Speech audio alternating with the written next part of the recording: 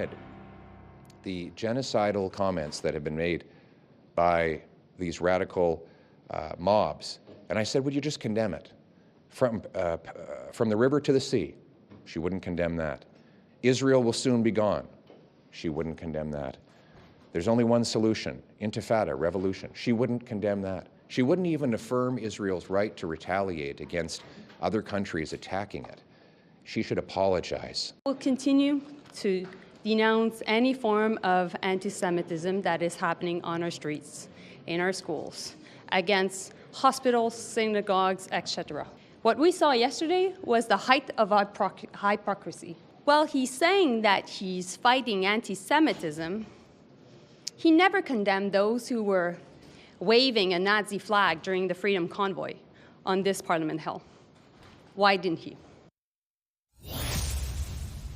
Conservative leader Pierre Poilievre and Foreign Affairs Minister Mélanie Joly there today. The opposition leader was ordered by the House of Commons Speaker to withdraw, quote, unparliamentary language from yesterday's question period, where Poilievre suggested Joly was tempering her response to anti-Semitic rhetoric for political reasons. Joly accused the Tory leader of gaslighting. The Conservative leader did not withdraw those comments and was barred as a consequence from speaking in the House for the day. Here's a bit of what question period did sound like today.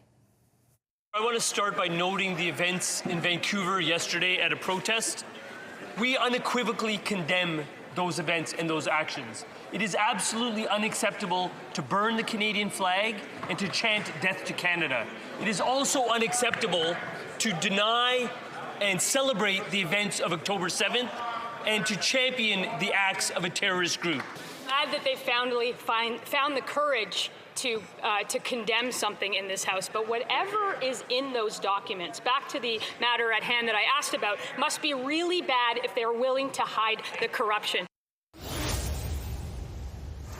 Let's bring in the front bench to talk about this with me tonight. Former New Brunswick Liberal Premier Brian Gallant. He's the CEO of Space Canada now. Former Conservative Deputy Leader Lisa Raitt. She's the Vice Chair and Managing Director of Global Investment Banking at CIBC.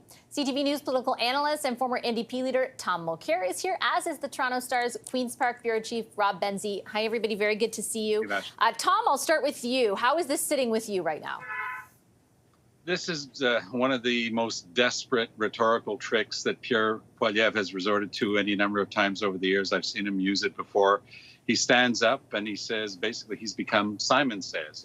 I'm going to now say something that somebody said in the street, and you, Madam Minister, you're going to say that it's horrible. Yesterday, I think Mélanie Joly struck a very decent tone. It was a very somber day in the House. We were talking about the horrific attacks, the terrorist attacks by Hamas that killed 1,200 Israelis, citizens, on October 7th a year ago. And she stood up and named the Canadians that had been killed in that. And it was just, I think, just the right tone. Poilievre started going after her, as we just saw there again. Oh, well, there's people in a crowd. I've read that they've said this, so you have to denounce that. It's some sort of bizarre guilt by association. It's an attempt to try to drag her into something that's him. Now, I don't doubt for one second that Mélanie Joly has in some ways been tempering Canada's reaction on these incredibly difficult issues. I know where I stand on them. And I also know that Canada's reaction under the Trudeau government, including Mélanie Joly's reaction, has been up and down. There'd be one reaction from Bill Blair, a completely different one from Mélanie Joly, and Trudeau would say something else, especially in reaction to the outlandish accusation of genocide, in my view, by South Africa. The response from the Canadian government was incomprehensible. And when I spoke to Mélanie Joly about it personally, what she said to me was, well, look at the demographics of my writing, which is an indication that personal politics is indeed influencing Canadian foreign policy. So it is a huge problem. But for Poilievre to go over, to make that association between liberals and Hamas, I mean, that's what he said. This is a terrorist group under the criminal code. And he said they are mollycoddling Hamas terrorists that are in the Liberal Party. It made no sense whatsoever. It was completely fanciful, absolutely over the top, unhinged, and it is pure Poilievre. And I honestly believe that at some point, Canadians are going to start to get tired of it. If I take Tom's point, Brian, it's that there is some truth to the criticism of the government that they have tempered their response to anti-Semitism because of political interest, but that Mr. Poilievre took it too far. Do you agree with that assessment or disagree? Yeah, I mean, I think there's definitely a time and place to ask those questions, and I'm kind of two two minds. One is the day itself, obviously, as Tom rightfully pointed out, requires some thought, requires some sensitivity to how you approach the subject on that day. I think that is something that all elected officials should think about when they're in that type of circumstance. And again, Tom eloquently talked about that and how Minister Joly tried to sort of rise to that moment and have the right tone. That said, one of the things that's kind of difficult in this sort of scenario is during question period, to your point in your preamble, Vassy, the leader of the opposition is asking questions to kind of bring out the politics of this matter. And to be fair, that's what you do in question period. You definitely do that. But it's with the backdrop of it being on the anniversary of that horrendous day. So certainly a lot of sort of nuance and things that are mixed in there together. The one thing that it felt to me watching, and I only watched sort of clips, I didn't watch it live, the minister wanted to have the ability to speak in the right tone, which I agree. I think it was the right tone. And I think she wanted to just leave it at that, right? And Poilievre obviously is trying to sort of get some political points with question period on the topic. And I think Joly wasn't interested in engaging. So that also created a bit of a vacuum at one point in the discussion. So all that to say, I think what Canadians will hear, unfortunately, is a process thing. People are going to be saying, and the Tories will obviously, I think, kind of spin and push the fact that Poilievre was silenced today. And I think that kind of goes into a narrative that's probably politically helpful for Poilievre's base. I'm not sure it's necessarily helpful for Canadians at large, but certainly I think it would resonate with the base. So that, I think, is what's probably going to seep through when people are trying to decipher what happened over the last 24 hours. It feels like the speaker is sort of aware of that perception, because in the release that he put out announcing this, or the wording of what he said, he made sure he referenced a similar decision he made against a Liberal MP as well, when he had accused the Conservatives of sort of nefarious action where Ukraine and Russia is concerned. So it was interesting that he put it all into the same statement. Lisa, how do you fall on this one? So I think I'm going to have it a different way, I think. I agree with Tom that this is an age-old ploy used in politics, asking the opposition or asking the government to condemn something that you want them to condemn. Where I think the ball was dropped is I do believe that the Liberal government mishandled the question period lineup. I don't believe that the minister, if she does have concerns about her local riding, was the best place to answer the question, because indeed she didn't. Who did a great job, both yesterday and today, is the Minister of Justice. I think he hit the right tone. I think he said the right things, and that would have made the whole issue go away.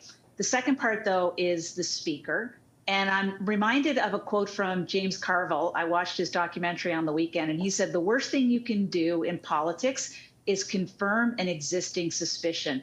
That's exactly what the speaker did. He confirmed the suspicion that Conservatives had, that he is not even-handed. He may have quoted the Yvonne Baker matter, but he didn't talk about the Prime Minister saying, pandering to white supremacists as he did back in May and April. So all around, bad handling of the situation, falling into the trap that the Conservatives laid for them. And quite frankly, the minister should be able to condemn, just like the Minister of Justice condemned. Well, it is interesting that Lisa points out Minister Varani today, who was like unequivocal, yes, those chants are wrong. Yes, we are, like, he went out of his way to specifically condemn that. That would have been, you think, in some world, if that had come from Mélanie Joly very simply yesterday, potentially that would have in turn tempered Poilievre, though I don't know if that's a guarantee. Because you never know 100%. But certainly there is a contrast between how she responded and how Minister Varani today did. Yeah, I mean, that's true, Vassy. That Arif Varani was more circumspect and I guess more of a grown-up about it. She was more partisan, I guess, in her own way. But Poilievre was also very partisan. I thought yesterday, to Tom's point earlier, it's a remembrance day, a kind of a day, October 7th. And it's a time for somber reflection. And I thought that Mr. Poilievre was very, very partisan. I understand why. I get that. But what I don't understand is, when is he going to transition from auditioning to be opposition leader and auditioning to be prime minister? And I think he needs to start to look like more of a statesman on things. I actually thought Mélanie Joly looked more like the next prime minister than Mr. Poilievre did these last 2 days. So I mean, and maybe the Liberals' fortunes would be better if Joly were the leader rather than Trudeau, because they could barely get much worse than they are right now.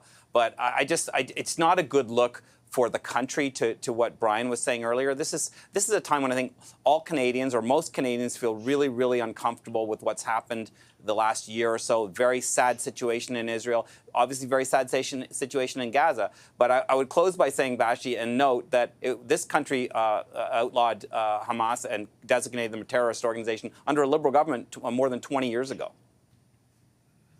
I'll just quickly throw it back to Lisa. Lisa, if you don't mind, because both Tom and Rob are kind of saying similar things about the tone with which Mr. Poilievre conducted himself in all of this. Do you take issue with it, or do you, I mean, what's the thinking, I guess, behind the way in which he approaches something like this? So, Vassy, someone told you I was making a face when Rob was talking. I know. So here's my take on it.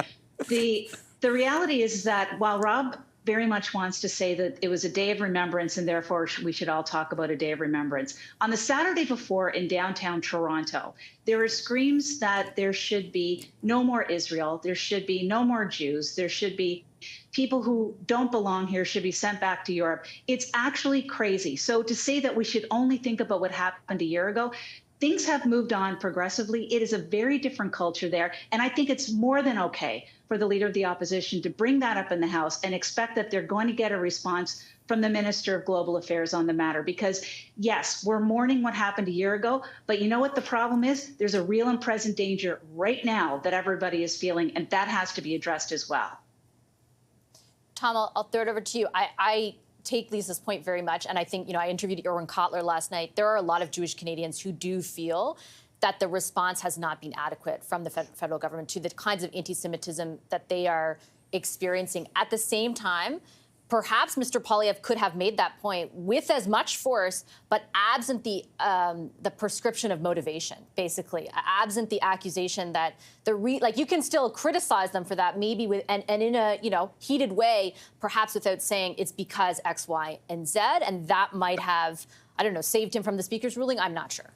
I think you're completely right. It's the attributing of the motives.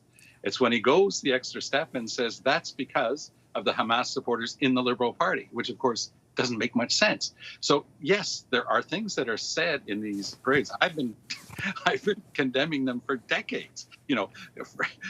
From the river to the sea is very clear. It's getting rid of the people who are there right now, which is nearly 10 million Israelis. And there's no getting away from that. And that is horrific, and it is something to be condemned. But was yesterday's question period about commemorating the loss of those 1,200 lives in that horrible, unspeakable terrorist attack by Hamas, or was it another soapbox occasion for Pierre Poilievre to strut his stuff and to bring attention to himself? The only point on which I differ, and by the way, Lisa and I know each other on this issue, and we are very much of one mind on it. Yeah. But where I disagree slightly is that I think that Poilievre made it about himself and not about the victims, and that's where I disagree.